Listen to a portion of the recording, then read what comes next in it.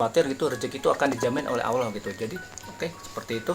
Ingat, Tuhan sangat malu gitu jika ya Tuhan memberikan satu pintu rezeki sementara hambanya sanggup memberikan 7 pintu rezeki kepada sesamanya, seperti itu ya. Jadi jangan khawatir gitu kan, rezeki itu pasti akan Allah berikan gitu kan, seperti itu.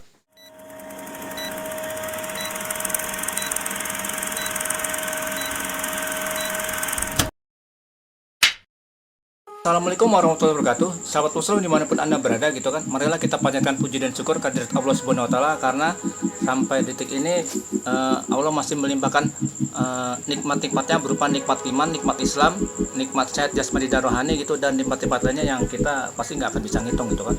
Salawat dan salam mari kita panjatkan kehadirat Nabi besar Muhammad SAW beserta para pengikutnya dan keluarganya hingga akhir zaman gitu kan. Sahabat muslim dimanapun anda berada gitu kan, dari sekian banyak nabi dan rasul yang diturunkan oleh Allah, itu Nabi Musa itu menjadi satu-satunya nabi yang bisa berbicara langsung sama Allah gitu ya gitu. Nabi Muhammad saja gitu kan, ketika ingin berbicara itu lewat malaikatnya Jibril gitu kan. Nah, tapi Nabi Musa di spesialis itu bisa ngobrol langsung dengan Allah gitu kan, head to head, heart gitu kan. Nah, rupanya para pengikut Nabi Musa itu ada banyak yang menyadari hal itu, dan terdapat pasangan suami istri yang dia termasuk dari keluarga miskin. Nah, terus dia ingin mengubah hidupnya gitu kan, dengan cara menghadap Nabi Musa dan minta berdoa langsung kepada Allah gitu kan. Jadi pas Luther ini gitu kan, suatu ketika menghadap Nabi Musa dan minta didoakan langsung di hadapan Allah gitu kan, karena kan kalau ketemu Allah langsung itu peluang doa dikabulkan lebih besar gitu. Terus kata Musa, apa yang kau inginkan gitu wahai suami istri gitu kan. Nah, terus kata saya minta didoakan supaya saya terbebas dari kemiskinan gitu kan, seperti itu gitu loh. Kalau engkau yang berdoa itu kan, apalagi langsung di hadapan Allah, itu kan pasti dikabulkan gitu kan. Nah, akhirnya Nabi Musa pun naik ke bukit ya gitu kan. Nah, terus Nabi Musa sebelum berbicara dengan Allah, beliau naik ke bukit gitu kan, naik ke bukit. Nah, terus di situ berdoa dan bicara langsung kepada Allah gitu kan, menyampaikan keinginan pasangan suami istri ini gitu kan. Nah, kemudian Allah pun menjawab dengan firman-Nya gitu kan, wahai Nabi Musa, katakan kepada pasangan suami istri, doa mereka telah aku kabulkan, mulai besok mereka akan menjadi kaya raya gitu kan, tetapi hanya dalam waktu 1 tahun gitu. Nah, setelah 1 tahun berlalu, maka mereka akan kembali menjadi keluarga normal gitu, seperti itu. Nah, kemudian Nabi Musa pun menyampaikan berita gembira ini gitu kan kepada keluarga itu gitu kan. Nah, keluarga itu pun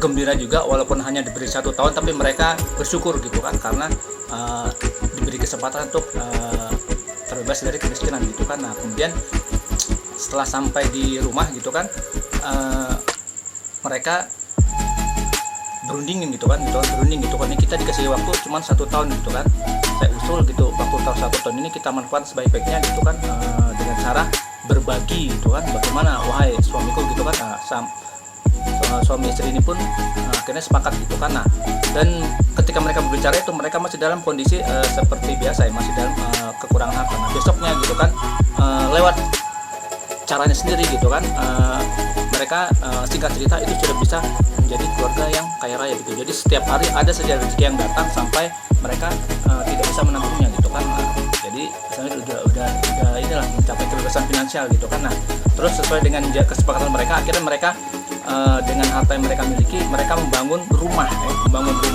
untuk persinggahan. Kebetulan mereka rumahnya ini itu berada di persimpangan jalan gitu kan, dan itu di situ ada terdapat 7 persimpangan jalan persis di depan rumah mereka. Jadi di depan rumah itu mereka bangun rumah, dan dari rumah itu dibuat 7 pintu, dan setiap pintu menghadap persimpangan jalan. Jadi ada 7 jalan, ada 7 persimpangan jalan, ada 7 pintu. Jadi satu pintu menghadap satu jalan, dan di setiap pintu itu mereka menyediakan perbekalan gitu kan,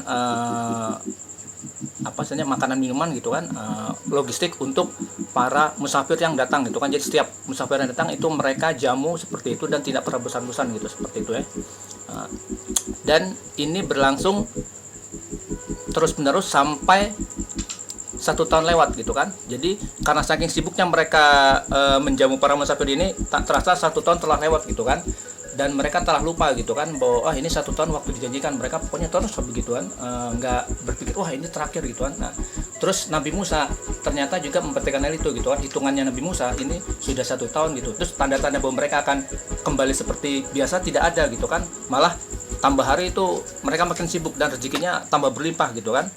Nah akhirnya Nabi Musa karena dia bisa berbicara langsung dengan Allah ya, bertanya kepada Allah gitu, wahai Allah, seingatku gitu engkau memberikan waktu kepada mereka selama 1 tahun, ini saya hitung sudah lewat dari 1 tahun lebih gitu, bahkan sudah hampir 2 tahun kok tidak ada tanda-tanda mereka akan berkurang hartanya gitu kan, seperti itu gitu kan.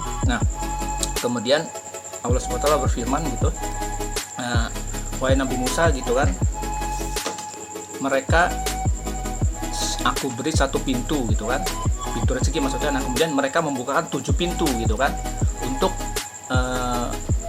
hambaku gitu kan. Aku malu gitu kan kalau aku membatasi rezeki dia gitu kan. Masa sih hambaku lebih royal, masa sih hambaku lebih royal atau lebih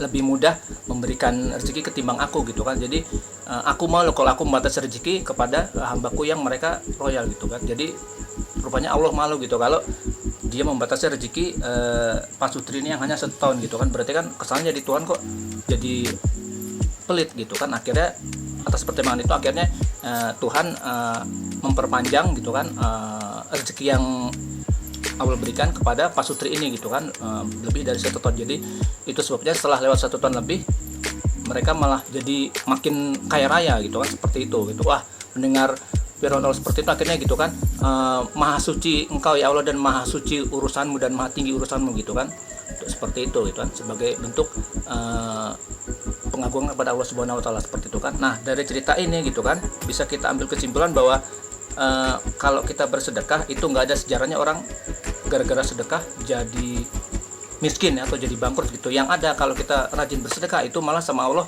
ditambahkan rezekinya berlimpah-limpah sesuai dengan firman Allah gitu kan gitu, bahwa jika engkau bersyukur maka nikmatku akan kutambah, dan jika engkau kufur maka azabku sangat pedih, seperti itu ya. Nah mudah-mudahan kita bisa mengerti hikmah gini gitu. Jadi kalau ingin bersedekah nggak usah ragu-ragu, nggak usah ditunda-tunda gitu. Kalau memang kita ada rezeki berikan saja, jangan khawatir, itu masih akan dilipat gandakan oleh Allah gitu kan, dari 10 menjadi 100, dari 100 dikali 7 700, dan masih dapat bonus-bonus lainnya sesuai dengan keinginan Allah gitu kan, seperti itu, jangan khawatir. Oke, mudah-mudahan informasi ini bisa diambil manfaatnya gitu kan.